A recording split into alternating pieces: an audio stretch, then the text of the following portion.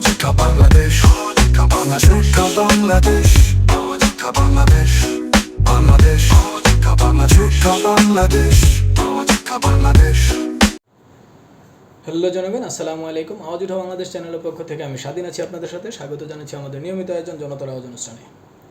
আমরা আবারও সেই পুরনো একটি বিষয় নিয়ে কথা বলবো। আজকে নতুন করে আবারও সামনে এসেছে। সমকাল একটি প্রতিবেদন প্রকাশ করেছে, যেখানে বলা হয়েছে মৌলভীবাজার ও সিলেট সীমান্ত দিয়ে বুধবার নতুন করে 60 জনকে জোর করে বাংলাদেশে ঠেলে পাঠিয়েছে ভারতীয় সীমান্তরক্ষী বাহিনী বিএসএফ। এদিকে ঠাকুরগাঁও সীমান্ত থেকে এক বাংলাদেশিকে ধরে নিয়ে গেছে।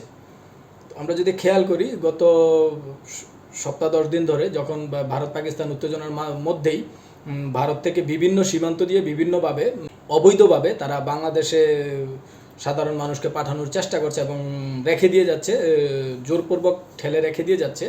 এবং এটা নিয়ে আমরা যদি খেয়াল করি, গত কালকেও বাংলাদেশ বিজিবির পক্ষ থেকে একটি সংবাদ সম্মেলনে বলা হয়েছিল তারা যাচাই বাছাই করছে তারা বাংলাদেশি না ভারতীয়। তবে বাংলাদেশি হোক আর ভারতীয় হোক, যেহেতু একটা আন্তর্জাতিক সীমা, এটা যেহেতু একটা আন্তর্জাতিক বর্ডার, অর্থাৎ আন্তর্জাতিক বর্ডারের হিসাবে তারা অবশ্যই একটা সঠিক পন্থা অবলম্বন করে বাংলাদেশের বর্ডার গার্ডদের সাথে যোগাযোগ করে বাংলাদেশের বিডিআরের সাথে কথা বলে তারা হস্তান্তর করা উচিত ছিল। তবে তারা কোনো প্রকারের যোগাযোগ ছাড়াই তারা জোরপূর্বক তাদেরকে সীমান্তের ভিতরে, বাংলাদেশ সীমান্তের ভিতরে রেখে চলে যাচ্ছে, পালিয়ে যাচ্ছে। এটা অবশ্যই একটা উদ্বেগজনক পরিস্থিতি বলে আমি মনে করি। আমরা অবগত আছি যে ভারত পাকিস্তান উত্তেজনা চলছে, তারা এখনও কেউ কাউকে ছেড়ে কথা বলছে না। এবং আজকের একটি সংবাদ যদি আমরা দেখি, আরও একটি সংবাদে বলা হয়েছে ওইদিকে লাদাখ সীমান্তে চীন তারা আরও এগিয়ে গেছে।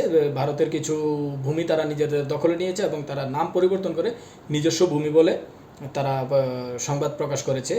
সেই দিক থেকে যদি আমরা দেখি, ভারত যখন দুদিক থেকে প্রেশারাইজ হচ্ছে, তারা চেষ্টা করছে বাংলাদেশের উপরে প্রেশারাইজ করার, বাংলাদেশের উপরে তারা একটু ক্ষমতা দেখানোর চেষ্টা করছে। তো আমরা অবশ্যই এই জিনিসটা বিপজ্জনক, কারণ যেই মানুষগুলোকে বাংলাদেশের দিকে ঠেলে দেওয়া হচ্ছে আমরা অনেকেই জানি।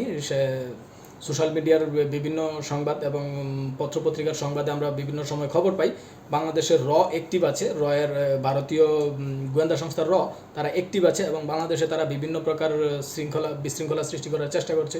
বাংলাদেশের আইন বিচার বিভাগ এবং বাংলাদেশের যে সার্বিক পরিস্থিতি সেটাকে অশান্ত করার চেষ্টা করছে বলে আমরা বিভিন্ন সময় সংবাদ পাই। সেই সংবাদ অনুযায়ী যদি আমরা চিন্তা করি, তাহলে এদের মধ্যে অবশ্যই রয়ের এজেন্ট থাকতে পারে বা এদের মধ্যে ভারতীয় গোয়েন্দা বাহিনীর লোক থাকতে পারে। তারা হয়তো বাংলাদেশে কোনো বিশৃঙ্খলা সৃষ্টি করতে এসেছে, তাদেরকে হয়তো কোনোভাবে ট্রেনিং করে বাংলাদেশে প্রেরণ করা হচ্ছে।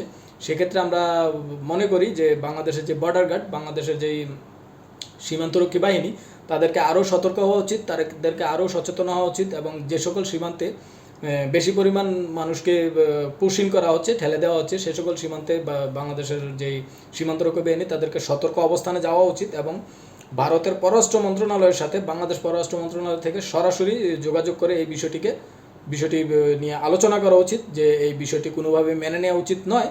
এবং ভারতকে তার সামনে দাঁড়িয়ে তাকে সামনাসামনি বসে তাদের সাথে আলোচনা করা উচিত যে এটার সমাধান কি আর এটা কেন করছে, এটার উদ্দেশ্য কি, সেটা নিয়ে অবশ্যই আলোচনা করা উচিত বলে আমি মনে করি। এভাবে যদি চলতে থাকে, তাহলে এভাবে ভারত থেকে যদি বাংলাদেশে মানুষ প্রেরণ করতে থাকে, এখানে কেউ ভালো আসবে, কেউ খারাপ আসবে, কেউ হয়তো আমাদের দেশের যে বর্তমান পরিস্থিতি, রাজনৈতিক পরিস্থিতি, নিরাপত্তা পরিস্থিতি, এই সকল পরিস্থিতি যদি আমরা বিচার বিবেচনা করি, তাহলে বাংলাদেশে যে সংবাদগুলো বিভিন্ন সময় যোগাযোগ মাধ্যমে আসে, বিভিন্ন সময় পত্রপত্রিকা এবং টিভি চ্যানেলগুলো যে সংবাদগুলো করে ভারতের যে গোয়েন্দা সংস্থা, সেই গোয়েন্দা সংস্থার তৎপরতা যদি বেড়ে যায়, তাহলে বাংলাদেশের ভিতরে অবশ্যই বিশৃঙ্খলা সৃষ্টি হওয়ার সমূহ সম্ভাবনা রয়েছে। তাই আমরা মনে করি, আমরা আশা রাখতেই পারি বাংলাদেশের বর্তমান সরকার, অন্তর্বর্তীকালীন সরকার, সেই সরকারের পররাষ্ট্র মন্ত্রণালয় তারা সরাসরি ভারতের পররাষ্ট্র মন্ত্রণালয় অথবা ভারতের যে দূতাবাস আছে সেই দূতাবাসের সাথে যোগাযোগ করে এই বিষয়টি নিয়ে খুব গুরুত্বপূর্ণভাবে আলোচনা করা উচিত, এই বিষয়টিকে গুরুত্ব দিয়ে দেখা উচিত বলে আমি মনে করি। ধন্যবাদ সবাইকে। আসসালামু আলাইকুম।